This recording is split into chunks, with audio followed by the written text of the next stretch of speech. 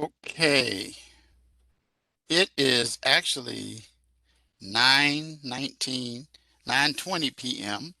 on Monday, May the 24th, 2021, and I am recording this lecture today a day early because I have something to do tomorrow evening, so you can um, have it in advance. I'm sure that won't be a problem for most of you. And so, welcome to week number three already of Introduction to Criminal Law. And you know me, I'm Professor Richard Wright. And so I'm going to spend this time going over information that will help you to get the assignments done for this week. So you give me a few minutes. I'm going to share my screen.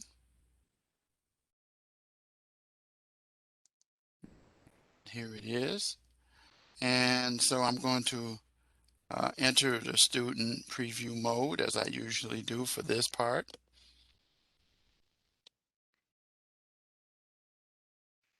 Okay. And again, I remind you, this is where you will find your emails. You should all have PowerPoint for week 3 as well by now. And I emailed that to you, so you should have that as well. Now let's take a look at the grade book. Of course, the grade book in this instance just simply gives us what the assignments are for the week.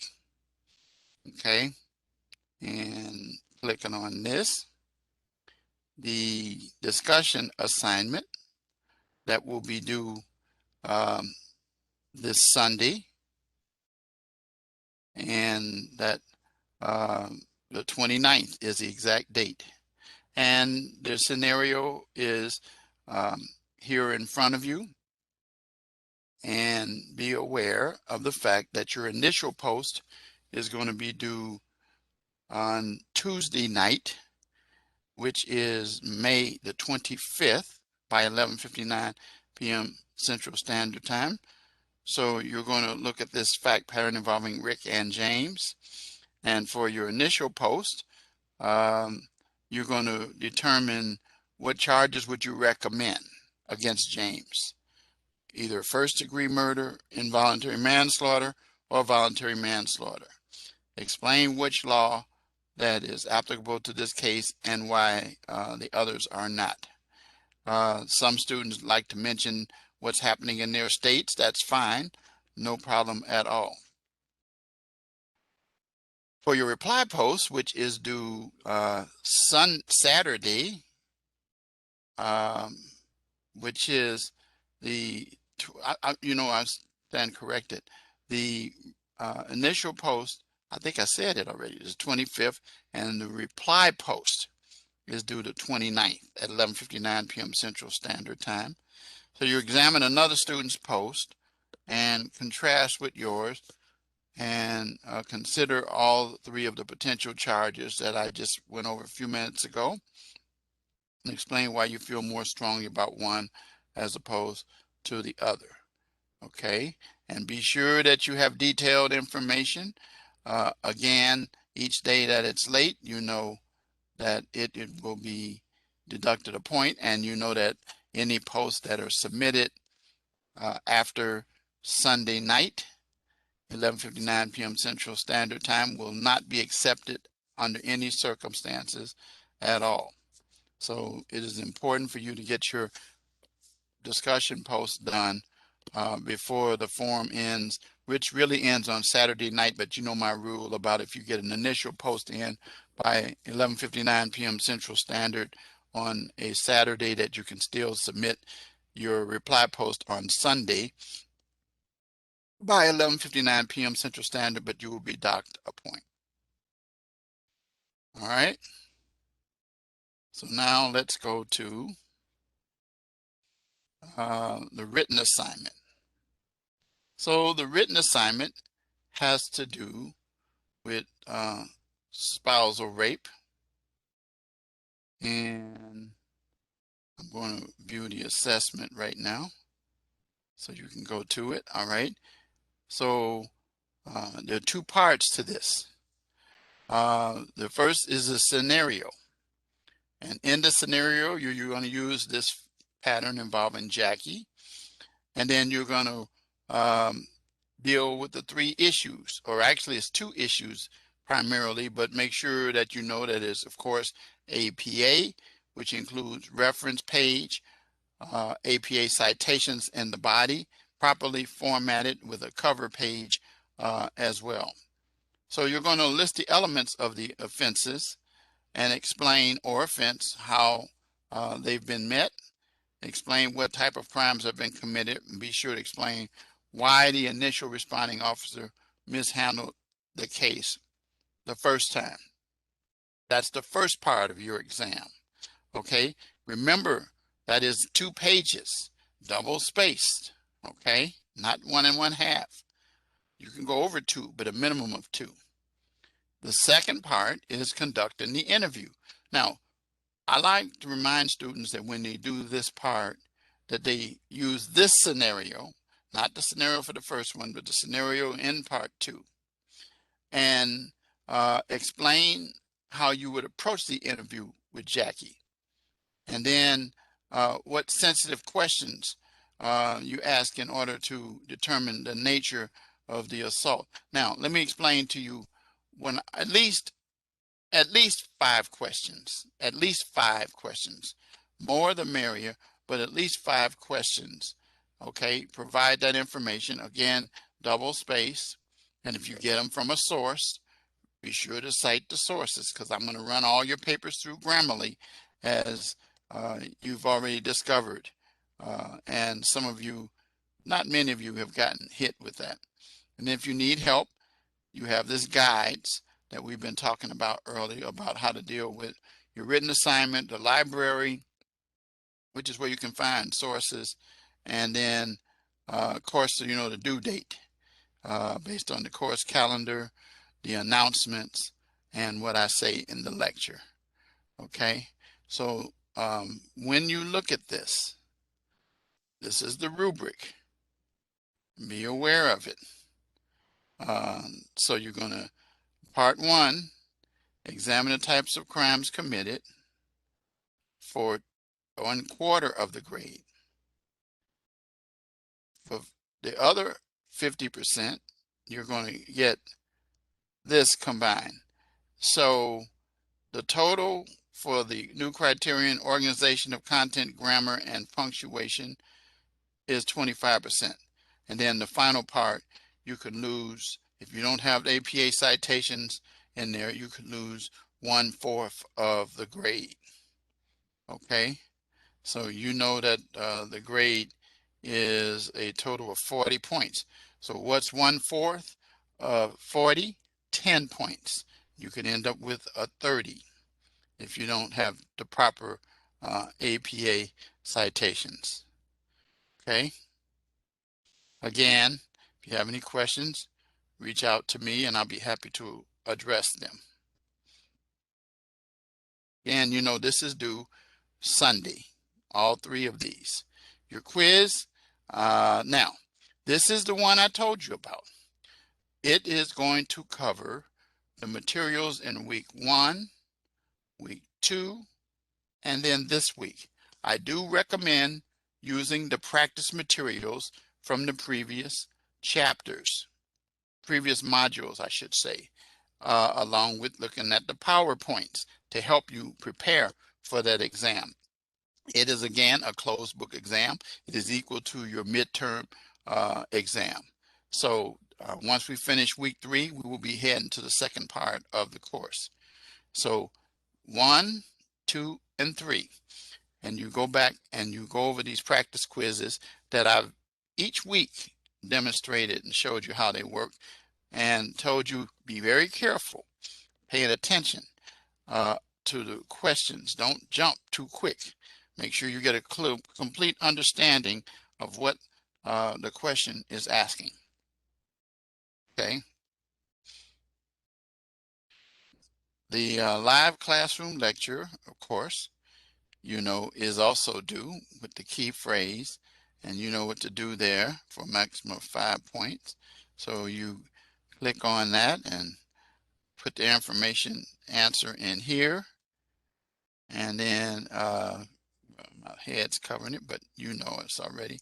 Hit submit, and it will tell me what that is, and you get your points for that. Remember, again, this is due on Sunday. Those are the assignments. Okay. So now let's go back into it, and let's look at the announcement. No, let's look at the course calendar before we do that. Again, I like to use the month version. This is where you will be on Tuesday when we normally have the lecture, but I did the lecture early, so it's okay. Nobody was able to make it because I recorded it earlier, but no problem. So the important thing is that you be aware that your initial post is due, as I said earlier, the 25th, which is Tuesday, and then your reply post due the 29th, which is Saturday, and then Sunday, the live lecture, key phrase, the quiz, and the written exam. Okay. All right. So now we get into, we're heading towards June. And as I told you, we only have a few more weeks. The course ends pretty fast. When your next lecture takes place, it will be June 1st, which will be on Tuesday, a week from tomorrow. And then you'll see that the course ends on the 18th. That's the final day of the course. And you'll see the assignments that are due there. We will deal with that on the week, which is the 15th. All right. So that's the course calendar. Now let's go and let's take a look at the announcement. Here's the announcement for week 3. Again, you have all of your announcements here. Your welcome announcement, academic integrity. Again, adversity is a springboard to success. I do invite you to take a look at that, so you'll learn about yours truly. So this week, crimes against persons. Now remember last week we dealt with crimes against property. And to prepare for this, chapters 4, 5, and 6, which I sent you the PowerPoints previously, so you should have those. And we're going to go over the activities: homicide, battery, domestic violence, sexual assault. And then key terms for practice, we'll close out by just going over a few of those. Homicide classifications, and then the practice quiz. That, don't forsake it. I told you already, you will see some of those questions and variations in the actual quiz that you take on by Sunday for week 3, which covers, once again, modules 1, 2, and 3. And then complete the written assignment, spousal rape, which I've gone over a few minutes ago, and of course that and the quiz, and then of course the live classroom lecture, of course, is due this Sunday, 11:59 p.m. Central Standard Time. Okay, so now let's go over the actual module itself.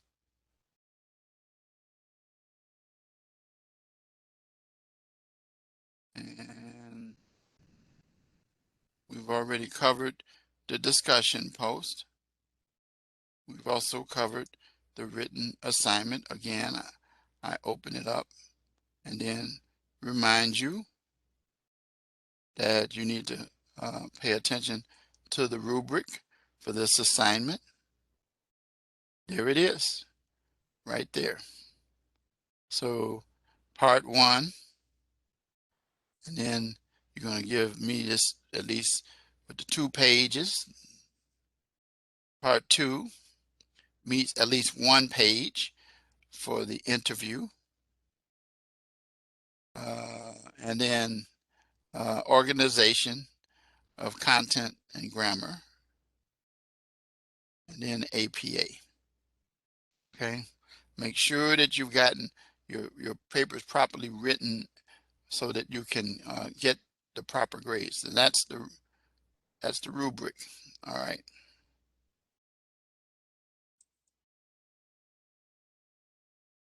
So let's go back.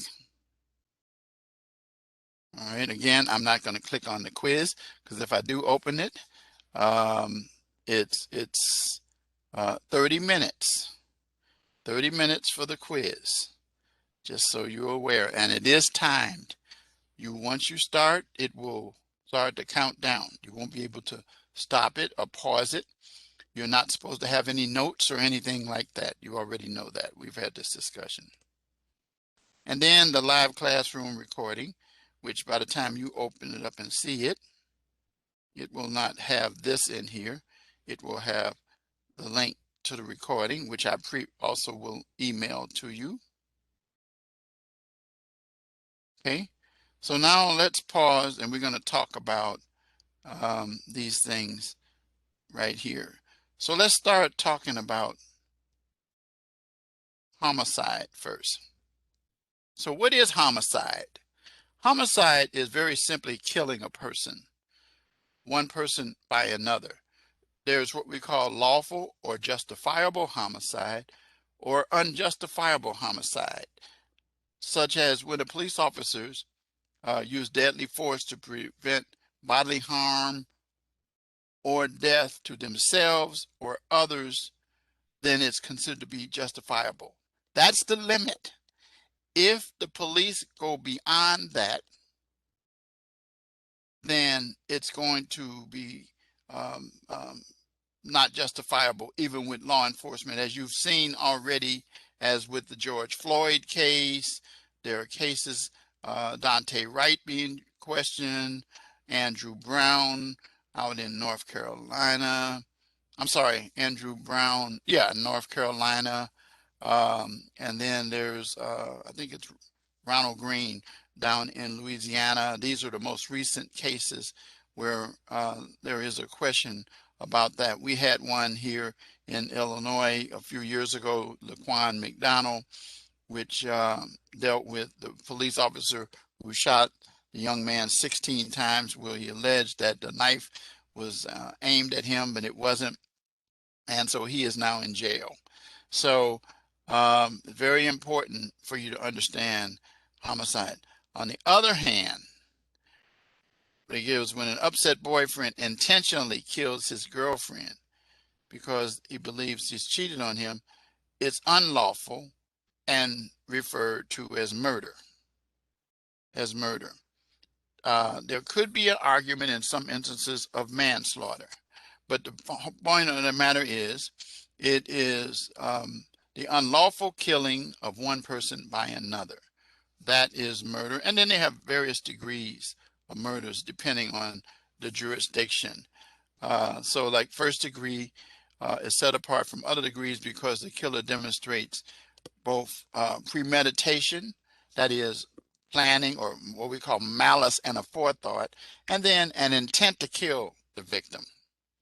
So as it says here in our lesson here, forethought and intent is proven by the actions, or it can be by statements that someone makes.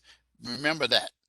And then if they turn around and do something at that time or shortly after that, they can be used as evidence of premeditation, their own statements or actions. So murder in the first degree, causing the death of another human being with premeditation and intent to kill. Right? And remember, I told you how you can prove those. All right. So as talked about the first degree murder cases, intent must be demonstrated. For example, if it was later determined that the killer had told another of their intent to kill, and in fact carries out the statement, would be enough to support intent. In other words, you spoke on it and did it. That is adequate to prove intent. Okay, like for example, if a person yells, "I'm going to kill someone," or "You're going to die," and then shoot them or stab them and they die, that's adequate for intent. Motive could also show that the killer had intended to kill the person. For example, email evidence indicating that the killer planned to kill the individual in an effort to collect some money, such as an insurance, or either poison someone, those kinds of things. Push them down the stairs, do something to cause their death. On the other hand, second-degree murder, which is also known as voluntary manslaughter, all right, in many jurisdictions, including now voluntary manslaughter. So it exists when premeditation is not there. And so that is important for you to be aware that premeditation is not necessary for second-degree murder. You should also note that the elements of second-degree murder, as it lacks premeditation on a person's mindset, but can still include the intentional killing of a person by another. So oftentimes voluntary manslaughter happens in what we call the heat of passion. That was like the one I was talking about earlier, where the person doesn't intend to kill the person, but they do kill them because they've kind of lost control. It says when an ordinary person under similar circumstances experiences an irresistible impulse, or as we say, they lose control and kills the person. That's what we call heat of passion, and that could be second-degree murder. Okay. And the state of Tennessee kind of like lays that out. Voluntary manslaughter is the intentional or knowing killing of another in a state of passion produced by adequate provocation, sufficient. All right. Not premeditation, remember.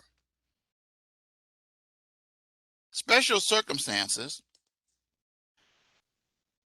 is interesting, but we use it here for factors that could lessen or either increase the severity of an offense.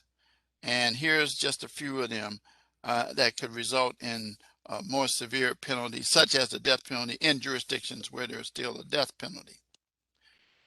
Aggravating factors are considered at the time of sentencing, such as someone was tortured or something like that. You did something outrageous.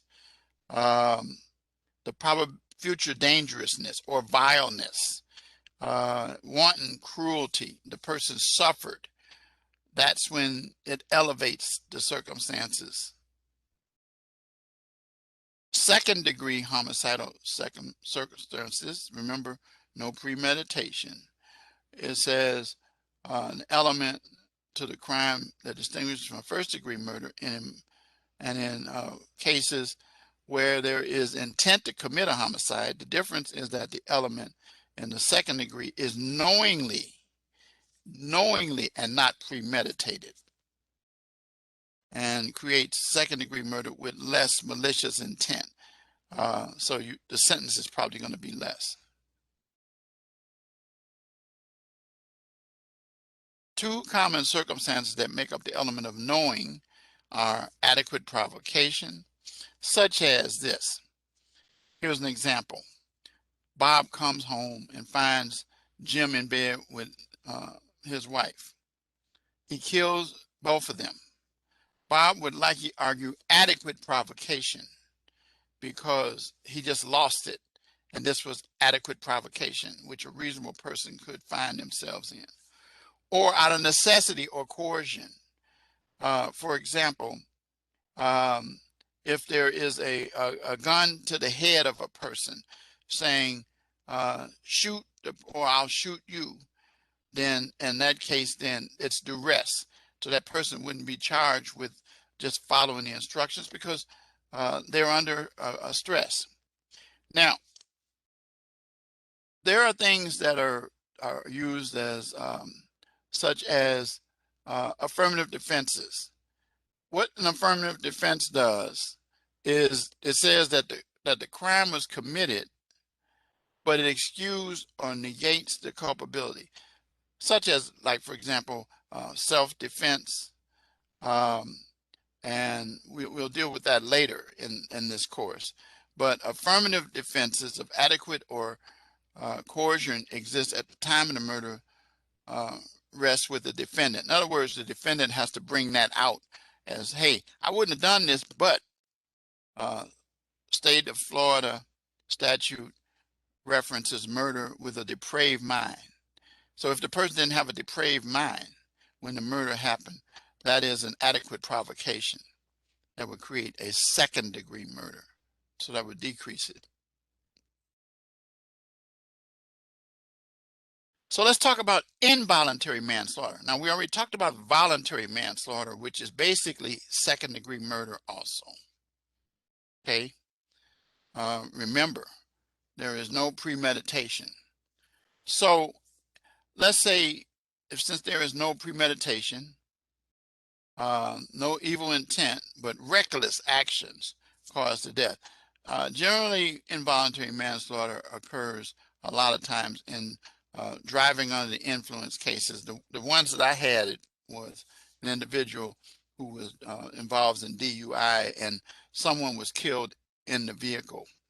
And that is how involuntary manslaughter generally will come up. And so it can also come up under what we call utter disregard or indifference. So reckless is second degree. Utter disregard or utter indifference can result in first degree. So, for example, like trying to prove something to someone, speeding a car, and then you kill someone. And so it's defined, as it says here, a course of action which actually shows deliberate intention to harm, which, if not intentional, shows utter indifference. In other words, whatever the consequences of what could potentially happen for the actions that that individual has, such as hitting the gas pedal real fast and then hit someone and kills them, that is utter disregard or utter indifference. Reckless simply means indifference or careless to the welfare of other people, as in that aspect as well. Okay, so both utter disregard and utter indifference are considered when death has been caused for the actions of another without the intent to cause the death. But the utter disregard is a little tougher because it has to be shown that the actions of the individual equated to the death, or as we might say in some terms in lawyers, but for their actions. So dealing with involuntary manslaughter, excuse me, and they give an example here of some examples of involuntary manslaughter other than the one that I gave earlier about the vehicle. And here it is. It's 11:30 on a clear, cold January day. Streets are dry. And Jim, intoxicated, remember, he's intoxicated, operating the vehicle with a 25-mile speed limit. And his girlfriend next to him, they're both intoxicated. He decides to impress her and hits 80 miles per hour, drives through a stop sign, collides with a vehicle, and kills someone. Did Jim demonstrate an utter disregard for human life or were his actions merely reckless? That is the question to consider. Now, because he was driving under the influence of alcohol, a defense lawyer would probably want to focus on that aspect of it. The prosecution, on the other hand, would say, wait a minute, the person didn't, no one poured the drink down the person, and that they should be held responsible for the consequences of their action and seek a more severe penalty. That's so it's so it could go one way or the other. And then involuntary manslaughter can occur in battery cases. And we'll talk about this later, but the term one-punch homicide can be used to describe instances where a person intentionally batters, that is, punches another, but the one punch results in death. Okay. Now, there are some arguments made, and I think we've discussed this before, or will, that if an individual has is registered as a boxer or a martial arts specialist, would they be using a weapon? And the answer is yes, because their body is a dangerous weapon. And then these are references for this topic. Okay, so that's the issue about the topic of homicide, which once again is very simply killing someone. But I told you some examples. Now, battery, which is generally considered as a misdemeanor in most cases, and but it depends on the severity of the battery. So if there is something that aggravates the situation, then we, and such as a weapon or something that creates very serious injury, then we get to the point of aggravated assault and battery. Now, here's something that I want to say to you. Assault is placing someone in fear of being hit. Reasonable belief in someone's that harm is going to occur. No physical contact is necessary for assault. Okay?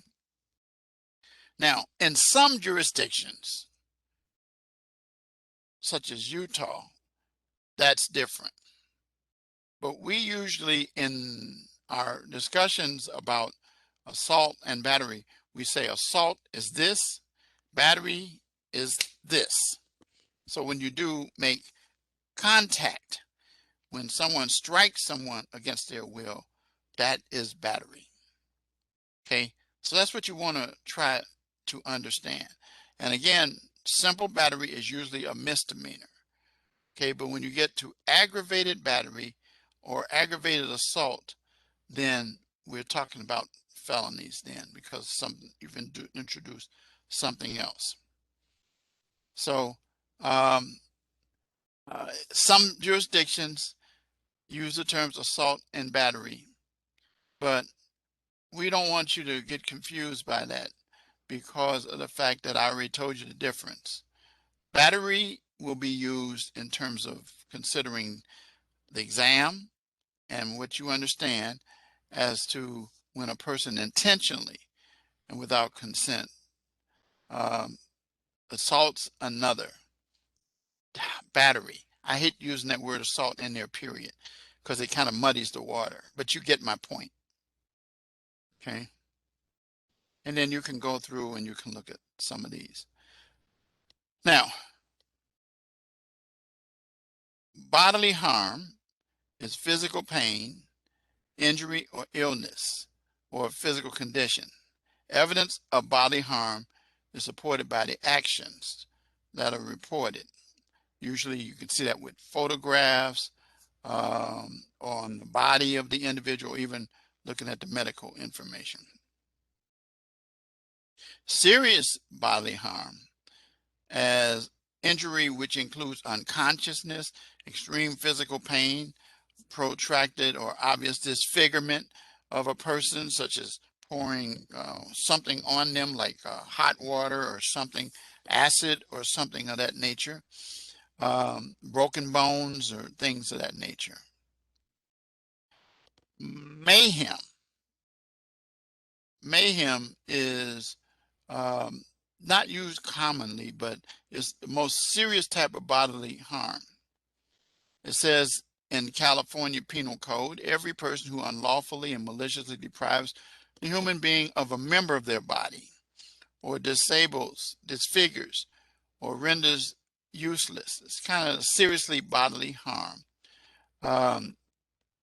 Is guilty of mayhem. And it's pretty much the same across the whole United States. And this gives an example down here about 18-year-old Angela, who was at a party with Drake, a 21-year-old, and they were both high on alcohol, and they had a ritual that they participated in. And with Angela's consent and participation, Drake slit her wrist and drank her blood. Then to clearly show their commitment, Angela allowed Drake to chop off her pinky finger with a meat cleaver. So did Drake commit mayhem against Angela? And the answer is yes, because the result of the serious injury. Okay. It says that finally, then battery occurs between complete strangers and even among those who love each other. Okay, so we'll deal with domestic violence in just a few minutes. That's where we get to that, which is right now. So what is domestic violence? This is a typical picture of it. I have seen it. I've lived it.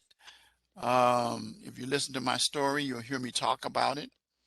Both my parents were killed in domestic violence situations. But it involves a situation where a person they don't have to be married, but if they have a relationship where they live together, and by the way, it could be male or female now, and it's gender neutral now. And it actually fits the mode that willful intimidation, physical assault, battery, sexual assault, or other abusive behavior. By the way, it could be emotional, it could be mental.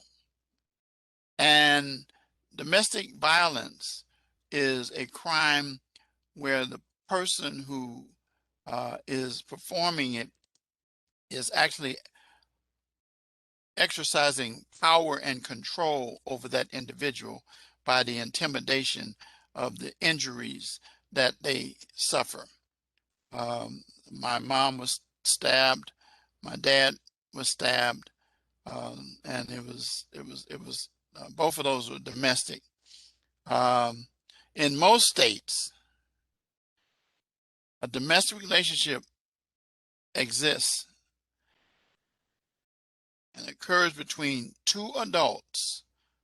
Notice it didn't say a man or woman. Two adults at least 18 years old who live together, that is, intimate partners, have lived together, or have a child in common, one or the other. And if something happens in that relationship where there's battery, then we get into domestic violence. And I've already told you domestic violence can take physical violence, sexual assault, emotional and economic harm, such as putting a person in a position where you control their finances, money, where you put them in a position such as stalking them, or either putting them in a position where you threaten them, or either physically assault them while you've met the criteria that I mentioned earlier.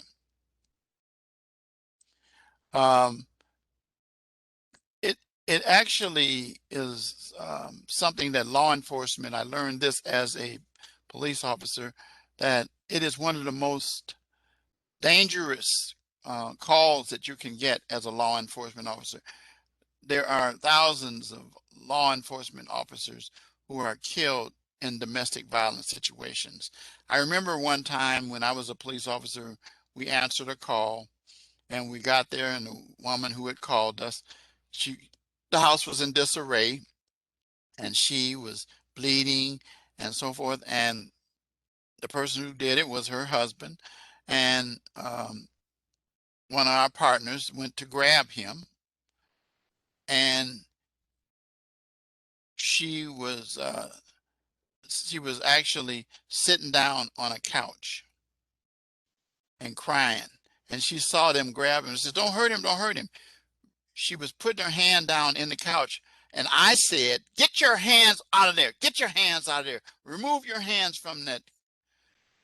Well, when we got her away from that, what do you think she was reaching for? A weapon. It was a gun. She was going to use the gun on the people that she called for help. And that's what happens. That is what happens. So it's a pretty dangerous call.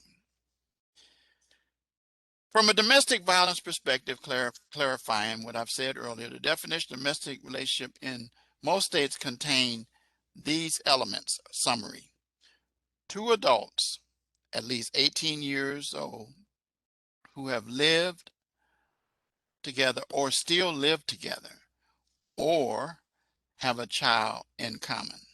They don't even have to be together. They have a child in common. They didn't even live together, but they have a child in common. So that's pretty much across the board. Okay. And usually with domestic violence, there's a mandatory removal of the individual from the premises for the protection of everybody, and no contact orders, or as we call them, orders of protection. When I was a kid coming up, we used to call them, I'm drawing a blank on the term, not orders of protection, but I've forgotten, I'm drawing a blank on it. But anyway, it was the same thing as a order of protection, where the person had to stay away from each other, no contact for a period of time. Okay. Now, look at this one.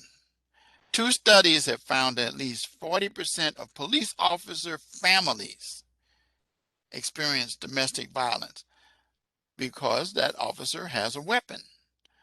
And so there have been times when those kinds of things occur. The call I was talking to you about earlier was not involving either of those. Okay. So these are just a few other points of elaboration. So that's domestic violence. But just remember key things, these right here. Two adults at least 18 years old who live or have lived together or have a child in common. Okay. The final thing that I want to talk about is sexual assault. You see that hand up? No means no. And it means what it says. When a person says no, then if you go beyond that, then, and it could include spouses under certain circumstances, and it doesn't actually require the actual act of intercourse, but even the unlawful touching, however slight, of a person's genital area or the use of any object is sexual assault. And these are some of the most sensitive crimes. And as it says, it's imperative that investigations are handled with a lot of empathy. And one of the reasons is because the person who is the victim oftentimes would in the past have been made to feel as if they caused it. They did something to cause it, or maybe the way they wore themselves or carried themselves. but that has changed, and we'll talk about the rape shield laws in just a few minutes. But very sensitive in nature, very sensitive. Uh, Another important role that law enforcement plays in helping victims with services such as sexual assault advocates. There are people who actually work with law enforcement who help them deal with the issues and things that occur. We'll discuss sexual assault right now and statutory rape. So sexual assault. So sexual assault in detail depends on the jurisdiction. However, one of the things that's important about sexual assault is um, making sure that you can gather the information as soon as possible in investigation, because such things as DNA, as it says, can disappear in a relatively short period of time. Another important aspect of investigating the cases is apply the elements of sexual assault offenses to the facts of the incident, exactly what happened, knowing what elements are involved here as well to come up with the appropriate charges. Okay, and there are different degrees, and the younger a person is, the more severe the victim, the more severe the crime itself. And then, so I'm not going to go over these various degrees, just be aware of that. I conclude with talking about two things. Number one, I want to talk about statutory rape. Now, what is statutory rape? Generally, intercourse with a juvenile under 18. And it varies with the 16, the gap in between the individuals. For example, in some states such as Alabama, it may be legal for two 17-year-olds to engage in consensual sexual assault, but it would be illegal for a 13-year-old and a 17-year-old. So it depends on the laws. But what I want to bring to your attention is statutory rape is what we call a strict liability law. What does that mean, Professor Wright? It means that it doesn't have to deal with intent. It's just the mere act of engaging in sexual contact with a person who is part of one of those protected categories. And the defense is not there to say that a minor consented. In other words, a minor can't consent in those situations. And they're very, very, very sensitive as well. Finally, I want to talk about rape shield laws, which are designed to encourage individuals who are victims of rape to report their cases, and that they're without fear that their prior sexual conduct or relationship would be brought up. I can tell you that prior to rape shield laws, it was a very difficult thing for a person to cry rape, because if they did, they found themselves in a situation or a scenario where they were oftentimes made to become like the victim, not no, like the aggressor, or to almost excuse the person who committed the rape because they had been involved in previous sexual activity. So that's no longer allowed. And so, for example, a defendant will likely not be able to introduce the fact that a victim has a reputation of engaging in sexual activity with others. So that's that. And those are the topics that I want to cover. So before I give you the key phrase, I want to take you for a minute and show you once again the key terms, which I highly recommend that you become familiar with.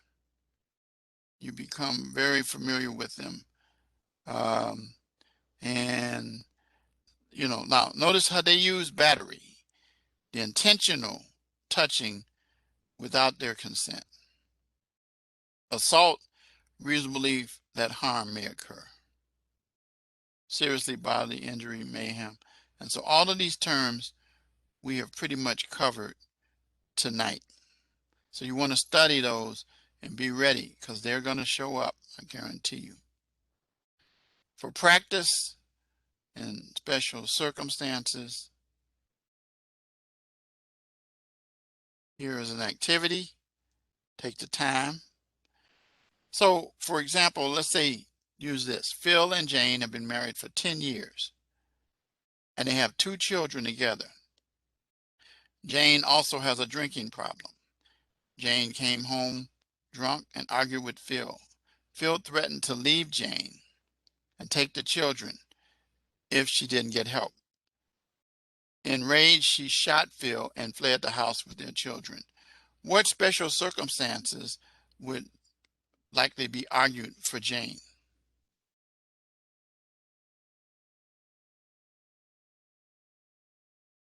Adequate provocation, because she was upset with Phil threatening to take the children. One more. Mary and John have been married for 15 years. Mary discovers that John has been having an affair for the past year. They both argue and sleep in separate beds. In the middle of the night, still very upset, Mary stabs John once with a knife while he's asleep. John survives, and Mary tells police she couldn't control herself. Which circumstance would likely be?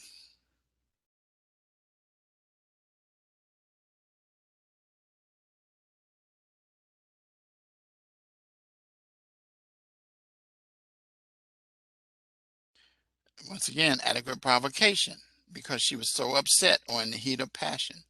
So those are the things. So you want to go through the rest of them. There's 6 more. And then practice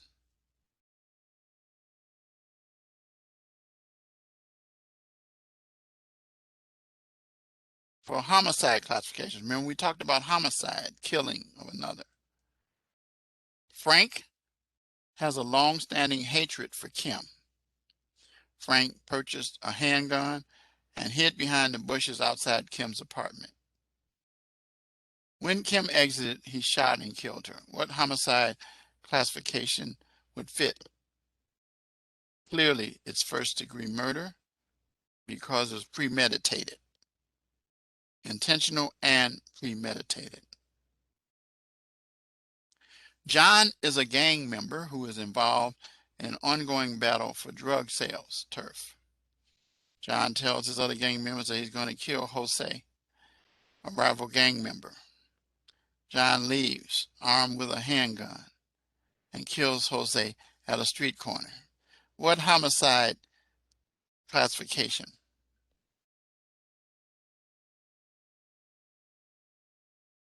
And you'll see it's this one, and it explains because of what he said. He displayed his intent and then carried it out. Okay? So those are the kinds of things that you want to pay attention to. And we discussed that. And then the final thing is the quiz itself, which again, I'm not going to say it again. I already told you how important. The intent to cause death with premeditation is considered what type of murder? With premeditation. That's right. A father comes home to find his daughter's 17-year-old boyfriend. He doesn't approve of him, about to have consensual intercourse with his 17-year-old daughter. Outraged, out of control, the father kills the boyfriend. The father is likely to claim